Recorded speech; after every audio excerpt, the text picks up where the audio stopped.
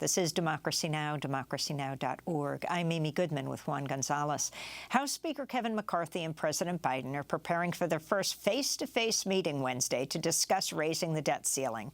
The U.S. technically hit the debt ceiling earlier this month, but Treasury Secretary Janet Yellen has taken extraordinary measures to keep paying the government's bills. House Republicans are pushing for major spending cuts as part of any deal to raise the more than $31 trillion borrowing limit. To talk more about this and the economy of the Ukraine war, we're joined by Richard Wolff, professor of economics emeritus, University of Massachusetts Amherst, and a visiting professor at New School University, the founder of Democracy at Work, hosts a weekly national TV and radio program called Economic Update. So, Richard Wolff, if you can talk about the debt ceiling, what's happening right now, and what you feel is most important to understand about it. The debt ceiling is a decision made by the Congress of the United States to limit themselves. And let me explain. In our federal budget in the government, in order to spend money on the Defense Department, the war in Ukraine, Social Security, and all the rest, the government basically relies on taxes. But therein lies a problem in our economic system, because the corporations and the rich on the one hand and the rest of us on the other want the government to provide services, but we don't want to pay taxes. And the politicians we elect are caught in that dilemma. They don't want to lose votes by taxing the rest of us beyond what they've already done, and they don't want to lose donations and all the rest of it from corporations and the rich by taxing them. And they found a solution because they don't have much political courage, namely to borrow the money. In that way, they can pay for the spending without taxing anybody, and they can parade around as if this is an act of efficiency rather than an act of no courage to do what they know could be done, raise the taxes or cut the spending, and then we wouldn't have to borrow. They've been borrowing so much. Let me give you an example. In 1982, the debt of this country and the GDP, our output, were roughly the same.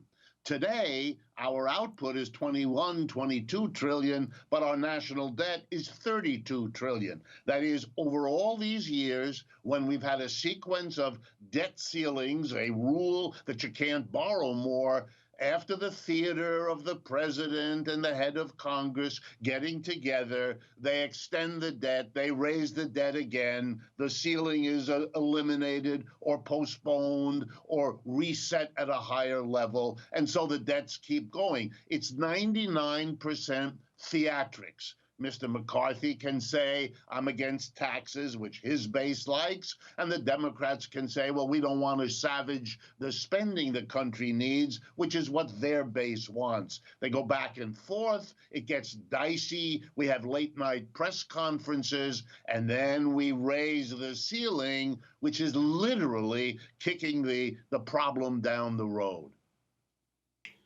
But Richard Wolff, it's not just a question of not wanting to raise taxes, but under various Republican presidents in Congress, is the actual cutting of taxes.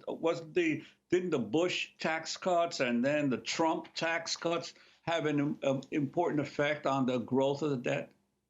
Absolutely. The debt grows, again, if you cut taxes, obviously, and you don't cut spending, you're going to have to borrow the difference. Or, if you like, if you don't mess with the taxes, but you spend more, then you're going to have a bigger debt problem. What we've had is a series of actions in which the euphoria of the moment gets a vote in the Congress without anyone speaking publicly about the impact. I'll give you two examples. The one you point to, the tax cut of Mr. Trump. Still one of the greatest tax cuts in American history in December of 2017.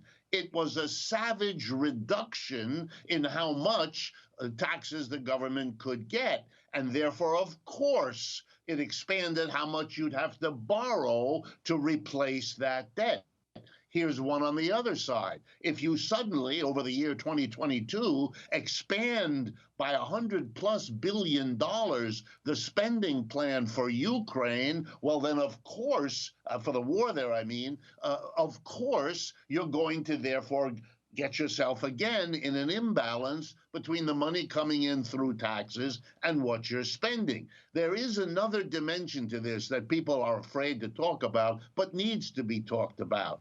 If the government borrows instead of taxing, this is really good news for corporations and the rich, particularly. And here's why.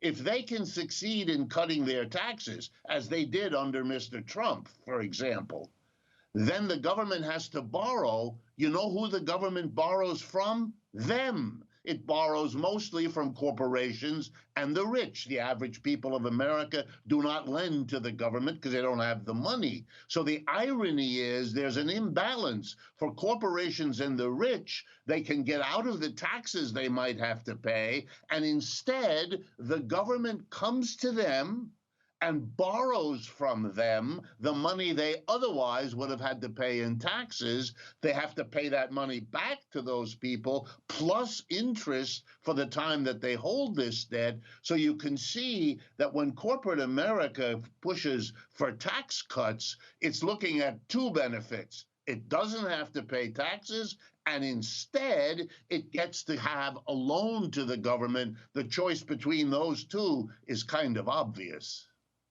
And the link between this increased spending, especially for adventures like the Ukraine war, and the inflation that many Americans all Americans are confronting today?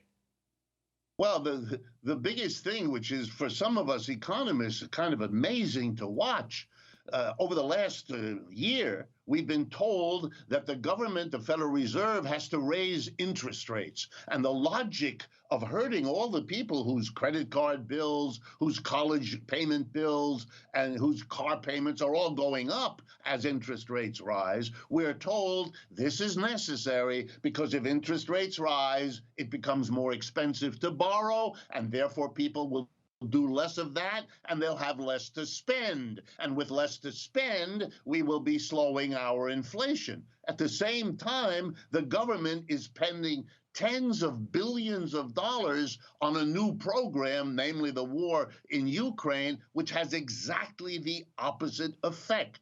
But the rules of our politics seem to mean we have to talk about Ukraine only in terms that are carefully cleansed from the inflationary impact such a plan has. It's a kind of split consciousness that goes together with the theatrics of Biden and McCarthy, because they're not facing the hard realities. They're kind of dancing around them more to distract us. And finally, Richard Wolff, if you can talk about the just concluded strike at your own school, at New School University, and Parsons. Tell us about it and whether you supported it. I supported it. If it was more than 100%, I would say more than 100%.